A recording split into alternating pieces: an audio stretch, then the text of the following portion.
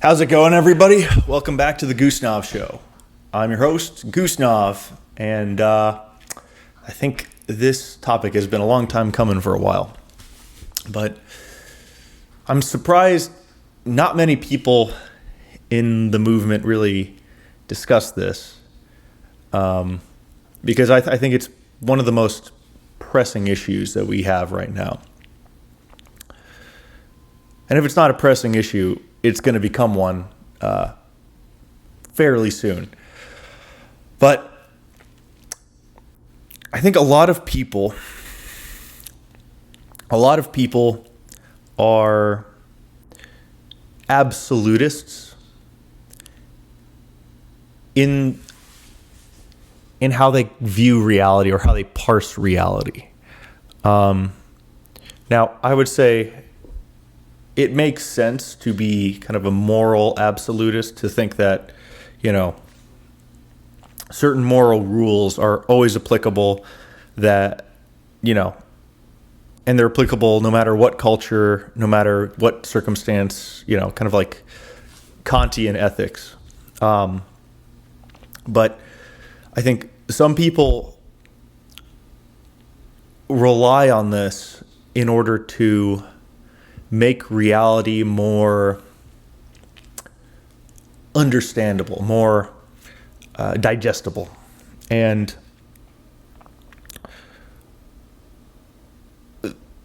the problem is, or kind of how this manifests in a pathological way, is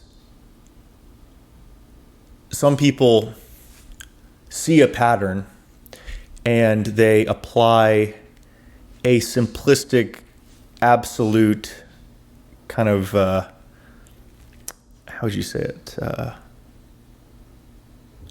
Like map onto that pattern. So a lot of abstract. What does that actually mean?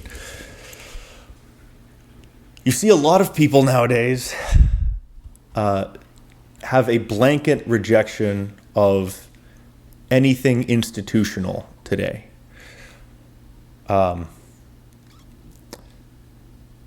And the thing is, logically, it kind of makes sense. For decades, institutions have been peddling out, false information, extremely biased information, I don't know, and just like harmful information for, decade upon decade upon decade. For example, the food pyramid, apparently that's not actually a good model of nutrition, but it's, put out there as like fact. I guess, what else would you have? I don't know. I'd say a lot of it is kind of just insidious cultural stuff. I don't know. A blanket rejection of any old world values, anything traditional. In every single movie you see, in every single, in all the classrooms, in how your history books, post 1960s are laid out. Everything is colored with a bent of basically being a rejection of anything traditional. I don't really think traditional is the right word, but you kind of know what I'm talking about. And that's just kind of like that's just glossing over a lot of it. But point is, and there's more. I guess there's more examples, but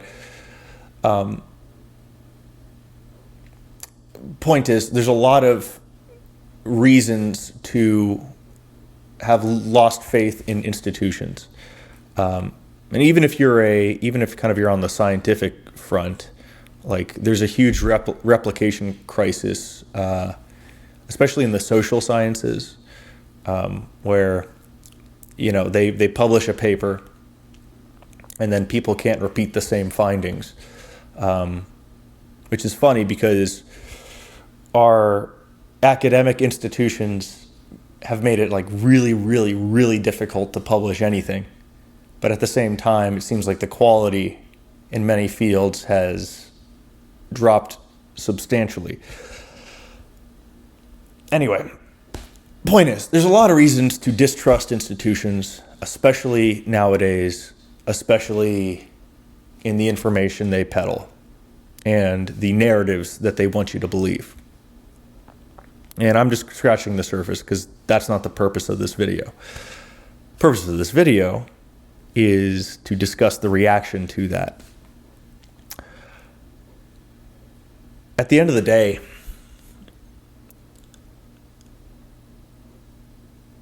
there are, I think, assuming all this is true, there are two reactions you can have.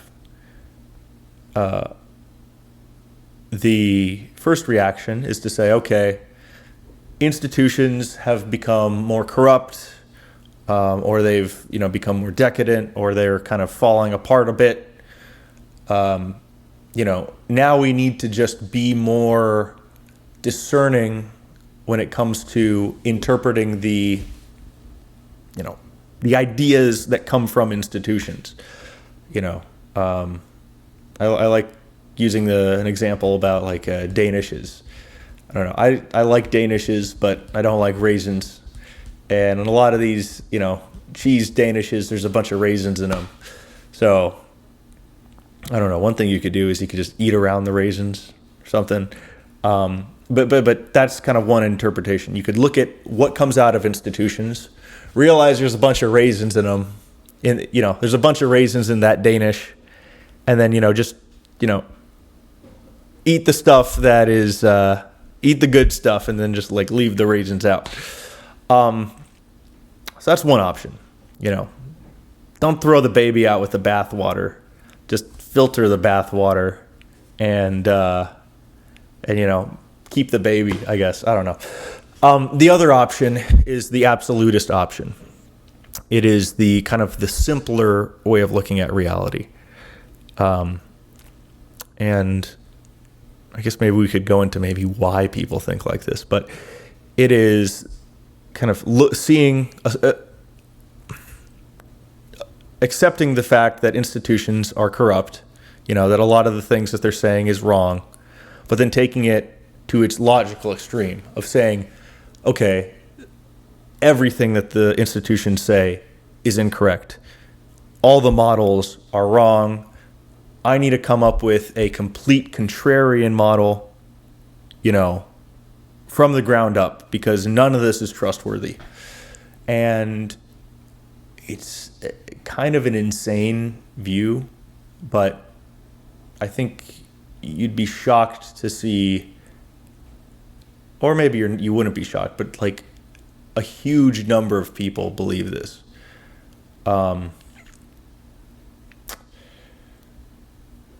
And you could say, well, why do you care? Why does it matter? Because the way you win is if what you believe leads to the best outcome for yourself and your group and what you're trying to build. If you are rejecting things that are objectively true, you are going to be putting yourself on a bad footing. You're going to be like, okay, imagine someone said, okay, gunpowder is fake, or gunpowder is evil. I'm never going to use it. My country will never use it because it's fake and evil. Okay, then the person goes to war against another country. Who's going to win? The side with gunpowder or the side who thinks that gunpowder is fake? It's probably going to be the side with gunpowder. But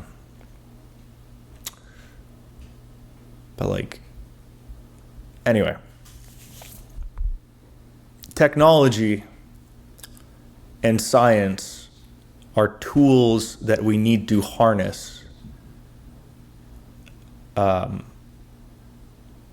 if you want power, or if you want your society to be powerful, to be able to defend itself, if what you believe is, if you believe yourself to be true, and if you think that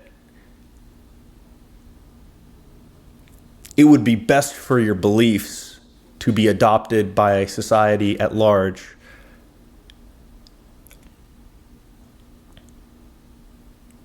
rejecting science is not in your best interest, because that means you would be rejecting the means of gaining and sustaining and maintaining power.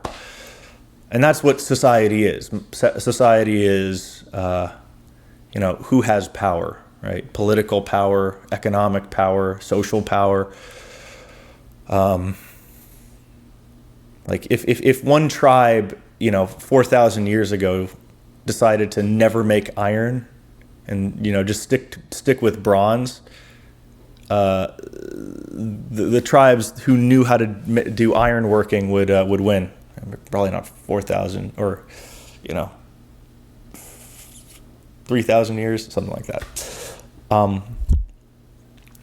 But anyway, there's a huge number of people who are taking a simple road. They say everything the institutions say is wrong, and they're going down these really weird rabbit holes. Like the obvious one is the flat earth movement, which I can understand why you'd think that. It's like you look on the horizon, it kind of makes, it's like, okay, yeah, it does look flat, blah, blah, blah. And then you got like kind of the other things on top of it, right? It's like saying, okay, well, if you don't have a geocentric model of the universe, then that means that would mean that relativism is true, because the Earth isn't the center, which means that, there is no like center of the universe, which means it's all chaotic and relative and blah. And it's like, sure, I guess you could say that, but that's just a non-nuanced view of how things could be. Just because the Earth isn't the center of our solar system doesn't mean that morality is relative. But anyway, that's one of them. There's lots of these kind of like rabbit holes. Doesn't mean that all of them are wrong. No. But the problem is, if you start kind of without discernment, just accepting each of these kind of rejections of institutional truth, you spiral into just kind of this schizophrenic view of reality where everything is a lie, nothing is trustworthy, everything is trying to kill you, everyone's out to get you, the Antichrist is coming tomorrow, there's no reason to invest in the future because it's all over, and it's just like, it's a belief system that is not helpful for anybody. I've interacted with lots of people like this, like even kind of people kind of close to me, like, oh my gosh, there's one guy who flat earther, rejects space, rejects everything, no nukes, no this, no that, and it's funny because he kind of went down this weird spiral where, like, oh my gosh, he's like now a Hispanic supremacist, and he like hates white people, like where he says that like the Angloids caused all problems, and like anyone who is Angloid is evil, and it's like, anyway. So our interactions were fun, but it's like, bro, what are you talking about, man? But anyway, it's just like, it's not non-conducive to just living a productive life, number one, But number two, it's definitely not conducive towards wielding any form of like actual power in society.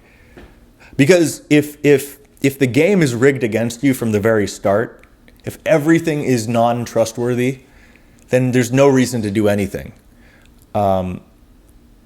It's like all truth is wrong. How would you fight a force where that can control every single fact that exists out there, right? The moon landing is fake. Yeah. Like 200,000 engineers and scientists and workers, they're all working on this fake project, And it's like, okay, maybe it is fake. I don't know. But if you know anything about rocket science, if you know anything about like orbital dynamics and just how this stuff works, it's like, it's not really that complicated. I mean, sure, yeah. You know what is complicated? The actual engineering, the building of it, and the tolerances. But like, you have a computer. A computer is way more complicated than the Saturn V was. You could say, well, no, it's not. It's like, okay, your computer isn't just kind of your computer. It's the entire infrastructure around it. It's going from like the chips they make to making sure the quality control works across millions of these chips. It's the code that goes into it. So your computer is a lot more complicated than these old things. But like, still, it was a crazy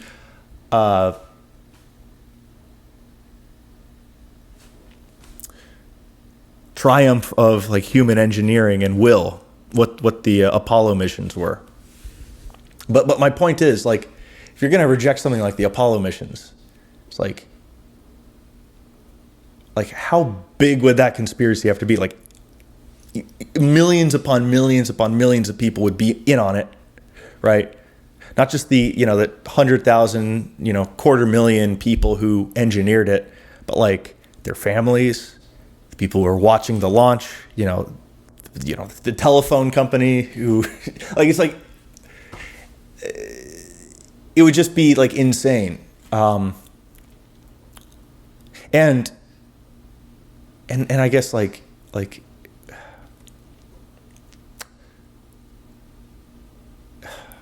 the thing is, you can like, if you did your due diligence, if you knew the technical side of this stuff and you knew kind of the math that goes into it, the science of how this stuff works, not just on like a high level, but like how they got there.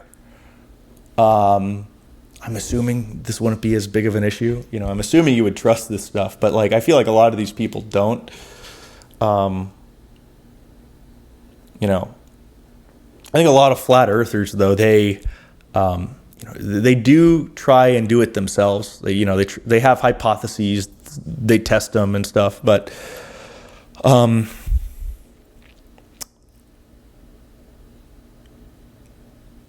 I guess sometimes they get proven wrong, or I think every time I've seen them, like they've been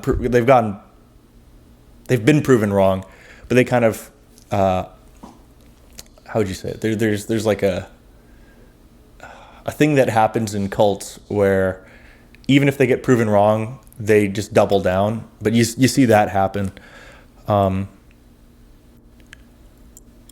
And one other thing, a lot of people, they look at these like blanket rejectionists and they just laugh at them. They're like, oh, haha, you're a stupid idiot. Oh, you believe in flat earth? You're an idiot. Ugh. It's like the laughers, the mockers are stupider than the flat earthers, honestly.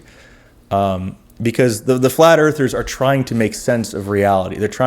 They see that there's a problem, right? They see that there are lies. They see that there's inconsistencies, and they're trying with maybe not with like the earth, but just with the institutions. And in the face of that, they're going back and they're saying, okay, if I can't trust them, I'm going to have to rebuild my knowledge base from scratch, And they do rely on science. They are trying to figure it out themselves. It is a good faith attempt. But all I'm saying is that it's misguided. It is too much of a blanket rejection, and that's not really how. It's not useful. And it's like horseshoe theory. It's like these people are like absolutists, but by being they're so absolutist that they venture back onto like relativist territory where nothing is true and nothing is real. But anyway, so why do they believe this? This is a part of a larger trend towards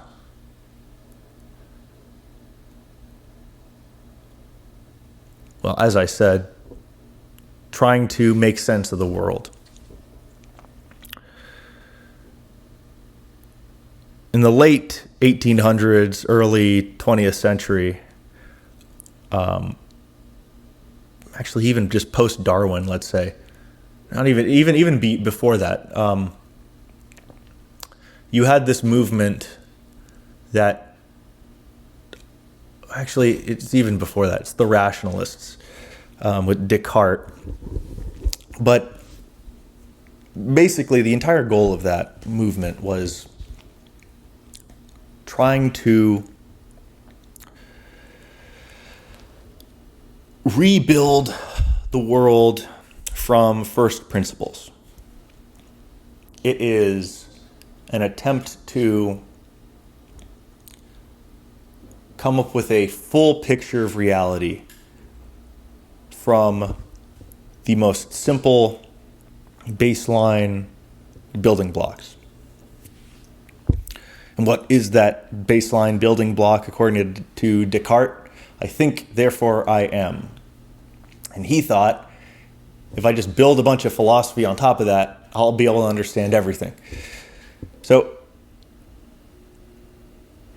it's like a form of Satanism in the Miltonian sense. It is,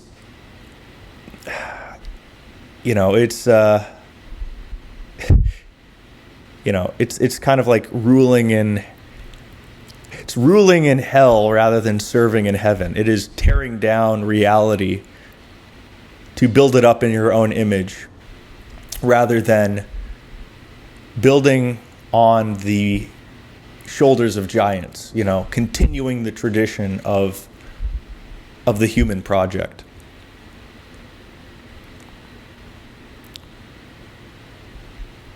And what what the rationalist Enlightenment did was it destroyed all of our assumptions about reality.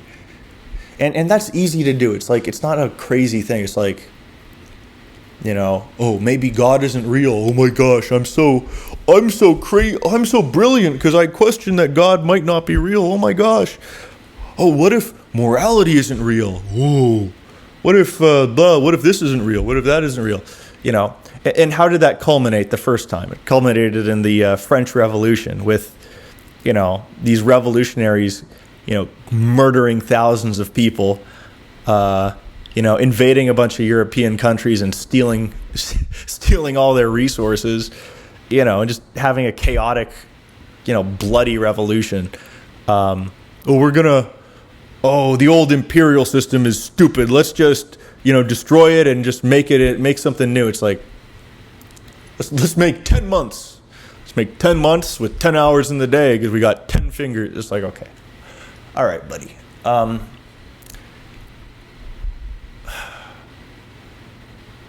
Because we're rebuilding everything rationally. We're making it all logical. But, this belief, the Enlightenment project slowly metastasized over the course of, decades to, hundreds of years. And people were really struggling with this idea, if there is no God, if there is no order in the universe, if we need to rebuild it ourselves, how do we deal with this? And the answer was leftism. The answer was like a set of these humanist principles that sought to serve as a bastion against the chaos of the universe. And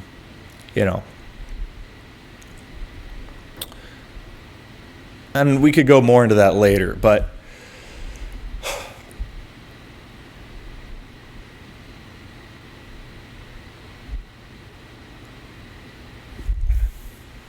basically, for the last 200 plus years, people have slowly been trying to figure out, an alternative to a chaotic universe where you can't assume anything. And, leftism was one of those. But people who reject leftist principles are trying to figure it out, right? And I would say that the current rejectionism, as we could maybe call it, is actually a manifestation of a much deeper, much older, and much darker belief system called Gnosticism. And what is Gnosticism? So Gnosticism, this is Spark Notes, I guess, and it's going to be somewhat inaccurate, but the basic idea is there. So Gnosticism basically says that there's a good God, but the good God doesn't touch the material world because it's so pure that it doesn't need to, and whatever. But then I think the good God created a bad God or something like that, maybe accidentally, or a God that was inadvertently bad. And the bad God is convinced it's the only God or something, so it creates its own universe, which is the reality we live in. And because the bad God, or the demiurge, rules this reality, it is our job to find the secret truth, which is that this reality is evil, so that we can escape it to go to heaven with the real God. That sounds a lot like rejectionism, doesn't it? Doesn't it sound like that to you? Everything is a conspiracy. Nothing is trustworthy. Nothing is true. Everything is bad. Everything is, a falsehood. What we need to do is we need to figure out the truth ourselves, and start it, get it from the ground up. And that way we will get salvation or something like that, which is a warped version of Christianity. But ultimately, the thing is, there's nothing new under the sun. And this seems to be just a simplified solution that some people are falling into in light of our current, chaotic relativism we're in. Another idea comes from this book called The Master and His Emissary, which lays out how the left and the right brain operate. But basically, the book talks about, what is the left brain and the right brain? And I'm assuming you guys have probably looked into this a bit, but basically, here's an important experiment. Some people who have these major seizures caused by some weird communication between the left brain and the right brain have their, the corpus callosum, I think that's what it's called, but the middle of their brain, the area that connects the left and the right brain, surgically cut. And this solves their seizure problem. But at the same time, it does something weird. Both sides of your body act somewhat independently. So let's say your left hand is writing something, and you close your let's see here, which one? Your left hand is writing. Oh yeah, and you close your right eye so you can't see it. You could ask, hey, wait, let's see. Hold on. I got to figure this out because different parts of your brain control something, some other thing. So your left hand is writing. Yes. So your left hand is controlled by the right side of your brain, and the left side of your brain controls your speech. So if the right side of your brain was writing something, drawing something, but you close your right eye so your left brain doesn't see what the right brain is writing, it's not going to know what's being written. That's a very convoluted way of saying that. Just they act independently, and you sometimes you have like both sides of your body fighting each other to like do something. The right brain wants to do something whereas the left brain doesn't. And anyway, it's weird. But we have two different sides of ourselves, and it's not just a matter of sides. They also have very specific functions. But on the high level, the right brain is like kind of autistic. The left brain is kind of autistic. It wants to systematize everything. It wants everything to be, in ordered, little shapes, and it wants to simplify everything into its most simplest things. And it's extremely certain about itself. It thinks it knows everything, but the reality is it doesn't see things for what they really are. It just sees kind of the shapes of them. And I don't know if I said this, but it controls your speech, and fine actions. Your right brain, on the other hand, is silent, and it has to talk through your left brain, but it can see more of a holistic picture of things. It understands the nuance and the details, but it's more unsure, just given the fact that reality is complicated. There's always a kind of a new layer of something that you can peel back, right? You can say something about something, but there's always going to be something new to add to it. That's kind of the right brain. It's more adapted to complexity, nuance, big picture thinking. And the book, The Master and His Emissary, basically talks about how modern civilization seems to be a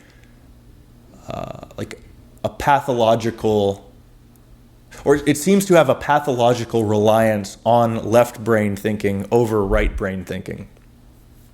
And my addition to it would be the reason for that is because of science, and the extreme usefulness of mathematics in our current society, right? Everyone basically uses Excel sheets for everything. People who know how to do math, the engineers, the scientists, the whatever, the finance people, they get ahead. And we have, mathematical models for everything. We figured out a ton of the low-hanging fruit in terms of science. That's given us huge returns. And that's kind of how our society is kind of structured around that now. If you look at an old test, an MIT entrance exam, look this up. But there's an MIT entrance exam out there, or maybe even a high school entrance exam, or just look up entrance exams from like 1900. And you'd be shocked at what they actually, what they look like. The math that they were using was like elementary school math for like MIT. It's like, what? But there's other questions that are just insane. Like the questions on history, the questions on the classics, on literature, on English, like it's like, it feels like you have to be like a PhD in the classics to even understand what they're even talking about. But that's how our society used to be structured, you know. But now, look at an entrance exam, it's like the fat rat sat on the cat, you know. And then the mathematics section is some crazy whatever. But anyway, our society, given the fact that we had scientific and mathematical advancements, seems to rely more on that, which means that we probably have to rely more on our left brain, which means if you rely on something, if you use a muscle, it's like kind of use it or lose it. If you rely on something too much, you're going to be over-reliant and the other parts of yourself are going to weaken. And that seems to me what's happening with the left brain, right brain dichotomy. You know, people are, and read the book, but basically the idea was, since people are relying more on their left brain, you see this manifest in, you know, politics, how we structure our society, a bunch of these different things. And it is a pathology. It is kind of leading us down a really bad road. But anyway, going back to the rejectionists or something, you know, reactionary rejectionists. It seems to me like a left brain pathology. It is the attempt to simplify everything. It is the inability to really see reality for what it is, an inability to deal with nuance, to deal with complexity, you know, and it is kind of like bulldozing all that complexity with like a simple heuristic of if they were wrong about one thing, they're wrong about everything. But anyway, so we've gone over a little bit of maybe why they believe what they believe. We've gone over, you know, what the problems with it are, kind of where these beliefs kind of came about. But so what? What's the point? The point is, we live in a time where there is no center, where there is no, and by center I don't mean like centrism. I mean, you know, something that grounds you to a, you know, base truth. Everyone is, you know, paddling in the middle of the ocean without a life jacket, you know, looking for land, and there is no land. And a lot of that is because we destroyed it.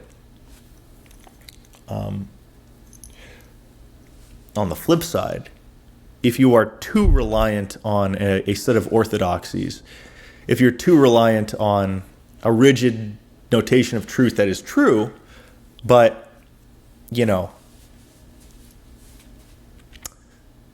but is like unquestionable, which you could say that European society was kind of founded on some, or suffered from that pathology. You have the same left brain pathology, right? You know, you have a trustworthy set of institutions, but because they're very left brain, they throw the baby out with the bathwater. They reject the kind of the nuances, and you get stagnation.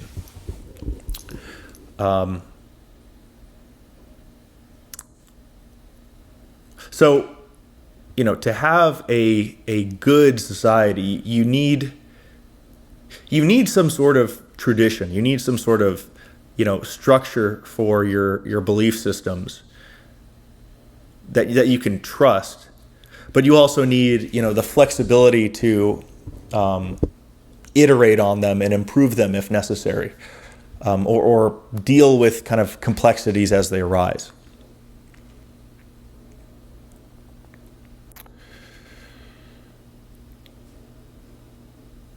But I don't know. It seems like our approach,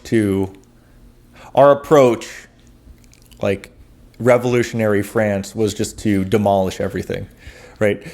Because if you look at revolutionary France, the Catholic Church was a huge social element in that society. To understand feudalism, you need to understand that it is an extremely stratified class system, meaning you are kind of in a class and that is how you're defined, right? It takes your being and it flattens you into being part of one group. And one of the groups was the clergy. And they had a lot of power. It was a very prestigious thing. And there were, thousands and thousands of these people. But that was part of the class structure. And revolutionary France just destroyed, the clergy. They destroyed the church. They destroyed all of that all of those social institutions to kind of rebuild it from scratch, in a revolutionary way. And we've been kind of living in that,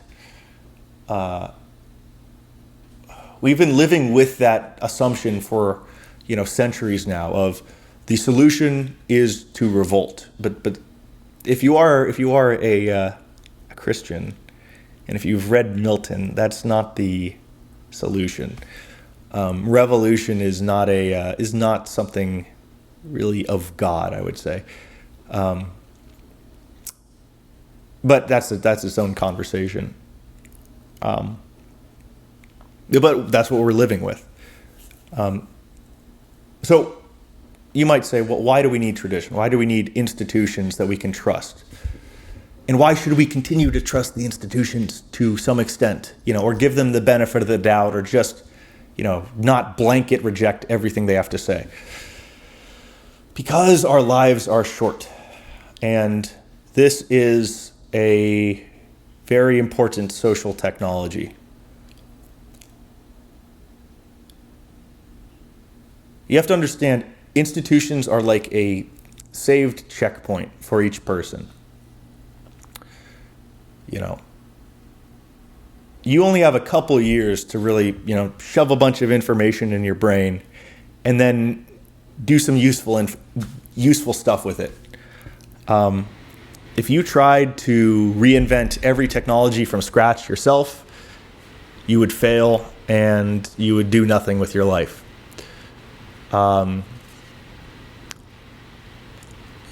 Just look at how long it took us to invent anything, right? For literally tens of thousands of years of human history, maybe even hundreds of thousands. We did nothing. And you could say, well, no, there were secret civilizations that blah, blah, blah, blah. Or, oh, no, well, actually, the Earth is only 6,000 years old, so blah. It's okay. Well, okay. Here's the problem. You can't talk with these rejectionists because every single thing you say is going to be instantly rejected. It's there's no building on truth with them. They are revolutionaries, which is anti-Christian at the end of the day. So there's no useful discussion, which is, the basis of a society. Working with each other dialectically to get to some useful end. Anyway.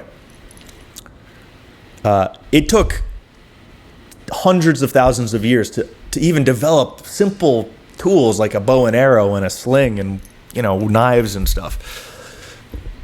So to think that you can reinvent everything yourself is insane.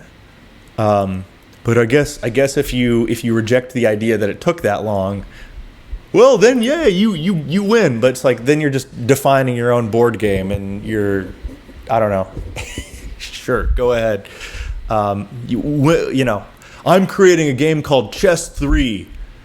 In this game, every move I make is a winning move. Okay, great. Yeah. All right. Have fun playing that game by yourself. If you play your own game, yeah, sure, you're going to win. But is that game going to matter? Right. Anyway, you need institutions because historically it is evidenced that making any progress in any field takes a huge amount of time. Number one. And number two, actual progress is very counterintuitive. Like, did you know that calculus came before basic statistics? And I was shocked when I saw this. Maybe I'm wrong, but I'm pretty sure it's true. It's like the idea of like averages, the idea of like basic statistical analysis came after calculus. So it goes to show that even something that is like commonplace today, even something that we take for granted, like a concept as simple as the average, is like actually a new phenomenon. It's actually very counterintuitive. But there's so many things like that. And the only way that you continue down that, the only way that you accept those truths, is if you kind of buy into the progress of, human knowledge. If you get on the train, if you stand on the shoulders of giants, it's humanity is a relay race. The previous generation did a lot of running and then gave you the baton, and now you got to keep running, and then they got to keep running, and blah blah blah, and then that's how we continue this project. But if you take the baton and say this is a stupid game, I'm going to play chess instead, right? And you start playing chess on the running track. It's like, okay, great, you're playing your own game, but like the runners are running past you, and they're going to win, and you're not going to get the gold. So, I mean, that's kind of where we're at as a civilization right now, or at least some members of the civilization. It's like, and the thing is, you could say, oh, it's only a couple people, but it's like, no, a lot of people think like this. A lot of people think like this. And maybe you think like this. Maybe you think like this. And what I would tell you, if you think like this, is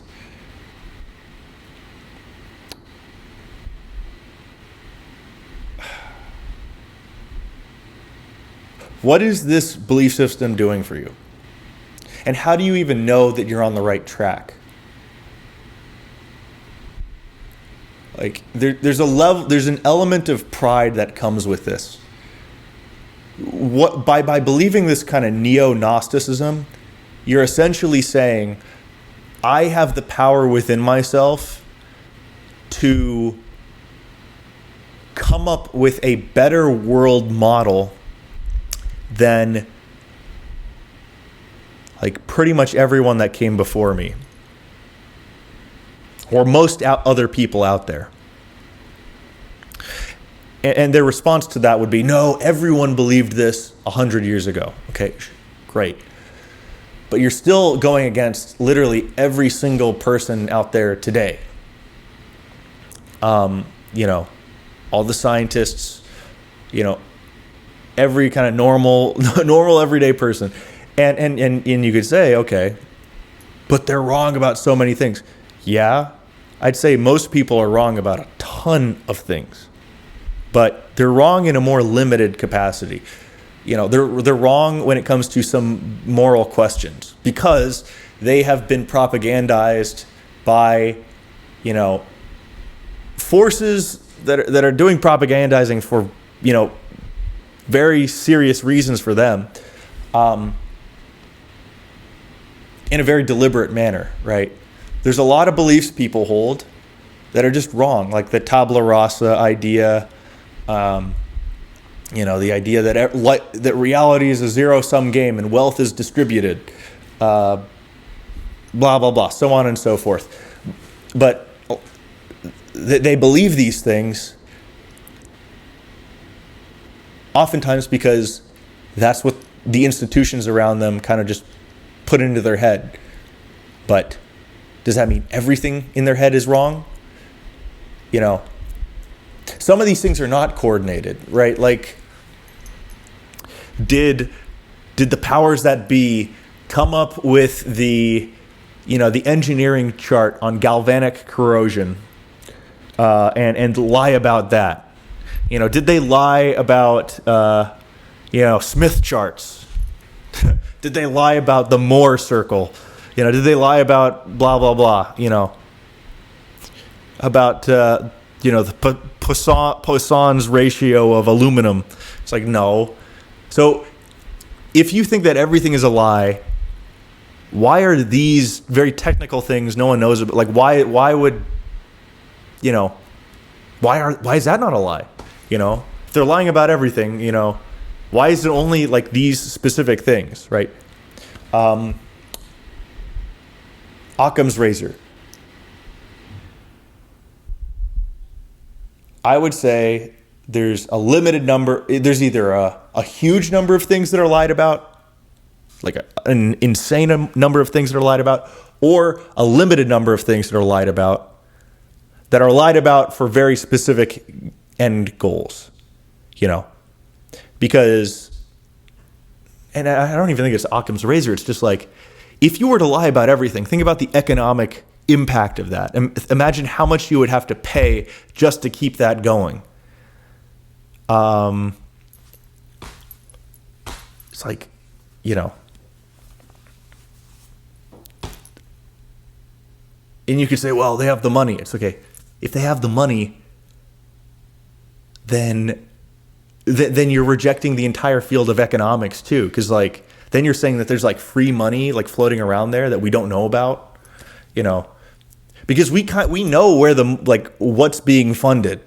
USAID, they spent a couple $1 billion on these like propaganda programs. Okay, great.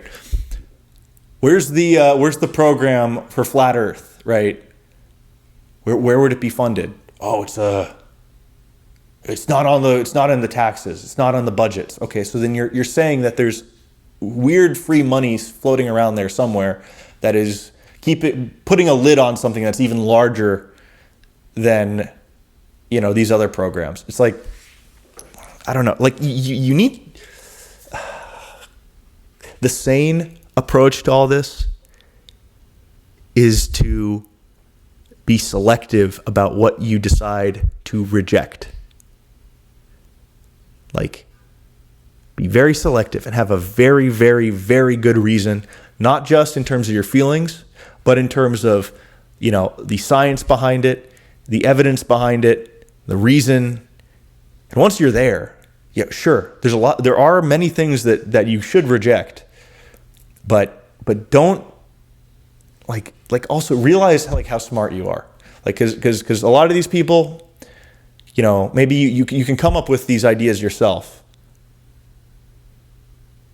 Some people, you got to realize you're probably more of a follower. And if you are more of a follower, you need to be very selective with who you follow, because the algorithms are shoveling, the most inflammatory, not in like some, weird, it's inflammatory, but just stuff that's meant to rile you up, meant to grab eyeballs and attention, contradictory things, right? Everyone is trying to sell you their course, their get rich quick ideology, blah blah blah. They're trying to be the leader of a cult. Everyone's trying to do that.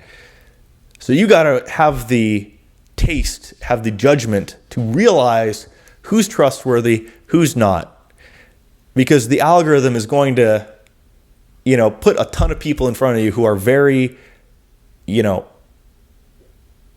who feel very trustworthy, who sound like they make sense. But like most things that people say out there are probably stupid and just, I don't know, the bandwagons too. Like they, if there's a bunch of people who are agreeing with something, that doesn't necessarily mean it's true. But anyway, I don't know. Maybe all this rejectionism is just a symptom of the internet. But maybe not. Maybe not. It's probably a lot of all these things. The internet shovels some people into this. It's a life raft against the chaos of relativism, you know, it's a refuge for the left brain, you know, in some sort of absolute. But anyway, like at the end of the day, though, you should be believing things that make, like, that get what you deeply believe, your moral truths, you know, that ensure that they see success, right? Because you are not only your biological self, you are also a connection of mimetic beliefs and ideas that you want to see propagate. And the only way that these, you know, memes that you are, you know, in the Dawkins sense, propagate, as well as your biological, you know, self, your DNA and whatever, is if what you believe, you know, is likely to, you know, stand the test of time.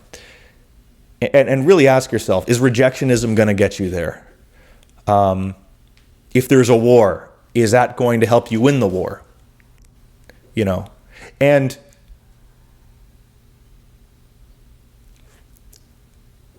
you know, is this actually a belief system that is uplifting people, you know, that you want to live in? Do you want to live in the demiurge's world, or do you want to live in a world where there's hope, you know, there's a chance, where your actions actually matter, you know, where, you know, what you do will actually see some sort of impact? Because the demiurge view, the Gnostic view, is to say nothing matters at all because the forces against me are so powerful that it's just, I should just give up. It's like, that's exactly what your enemy wants you to do. You know, they want you to you know, see it as a hopeless battle. They want you to roll over. They want you to reject all technology and like anything mainstream that is giving them power, right? Because a lot of the things they believe are actually true, and they accept them because they give them power. So if you reject it, then you're in a bad state. You know, you're losing out on, you know, something that would actually be helping you.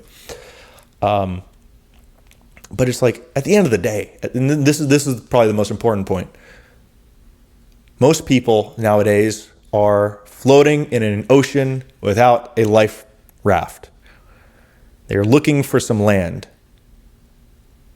Currently, there are a couple islands that people can sit on. One of them is the island of leftism. Another one is the island of Gnosticism. I think it is up to us to figure out a coherent and unified and actually beneficial and smart alternative island, you know, an alternative refuge to this storm. And that is, over the next few decades, like, our prerogative. It's our calling, because people need this. People need some sort of refuge. And it's not just, oh, I think that these traditional values matter. It's like, no, it's far beyond that. We need to answer the question of what's the purpose of humanity over the next 1,000 years? Like, what are we trying to do? What are we working towards? You know, what are our big projects going to be? Like, how do we deal with the major existential threats that we're facing? You know, what do we want society to actually look like? You know, not just in terms of like one or two policies, but on a huge level, right? The architectures, you know, the laws, the governmental systems, all of that. And people need a coherent vision, a vision that makes them excited. You know, that they feel energized by every day they wake up. Like, we need something like that. And I mean, if we have like a school of thought like this that kind of pops up and like gives us a roadmap, like that's a solution to this. And you know, to an extent it is an ideology, but I would like to see it more as like a school of thought, right? Like a lot of these artistic schools, like the I don't know, like the school of impressionism, or the Frankfurt School or whatever, But that's a solution. I think the solution to the chaos of the future, of the present, of morality, of truth, is, people banding together and coming up with kind of the most coherent model they can. And it's not just a model. It's far beyond that. It's a way of living, an answer to the question of what should society be? What is our place in it? And what is our direction? And this isn't,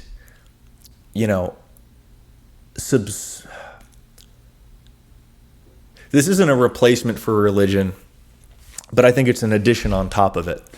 You need to have a set of religious beliefs that you ground your life on. But that's really not everything. Because you still have architecture, you still have science, you still have all these other things that are institutions and projects that need to be maintained and continued.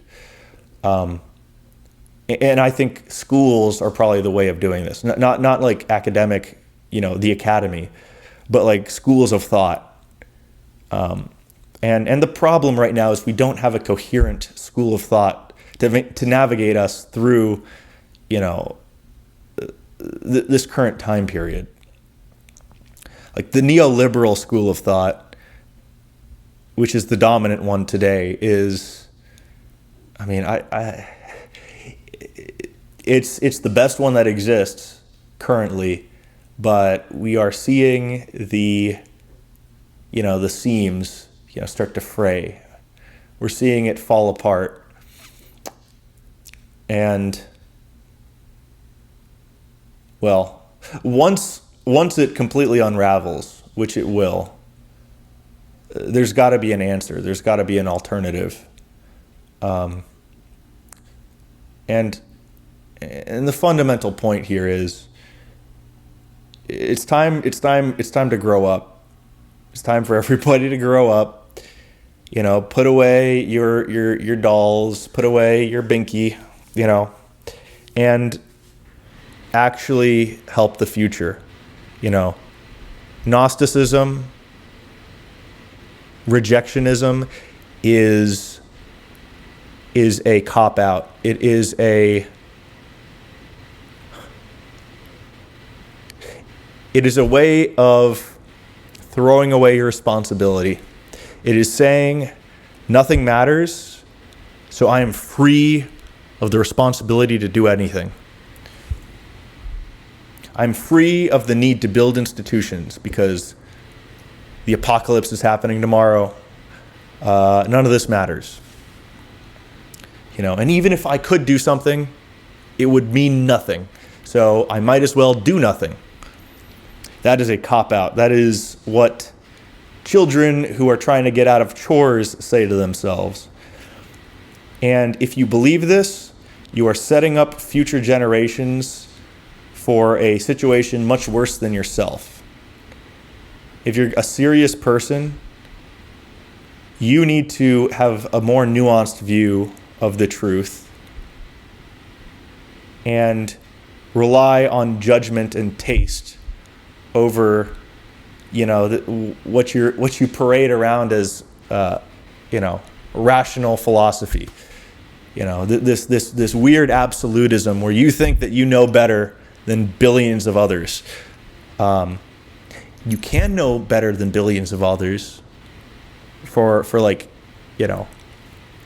core beliefs, but empirical evidence is another thing on top of that.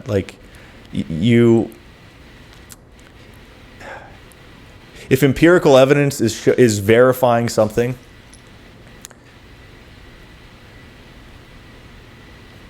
I don't know, rejecting it is just cowardly, I would say.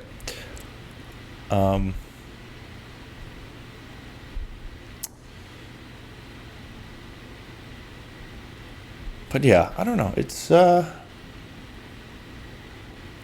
the end of the day, if you take on a more, if you take on a mindset, if you adopt the school of thought that is more willing to contend with the complexities of the situation, I think that it will lead to a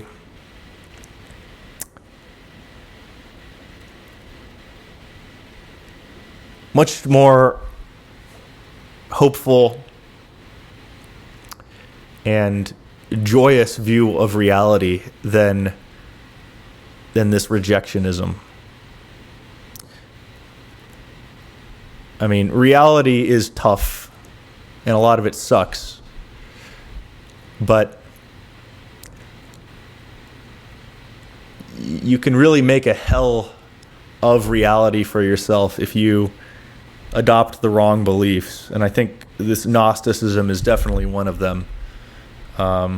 It doesn't mean you run from hardship for things that just make you feel good. But I think that the good and what is true should lead to more joy in your heart. Not hedonistic happiness, but like a joy and an appreciation of reality, instead of a viewing of reality with contempt and despair and disgust. I mean, you can be a little misanthropic about human beings, but the narrative of reality isn't something to be, mourned over, I think, because I think the bend toward reality is toward good. Even if people are more neutral, even if a lot of people choose what is bad,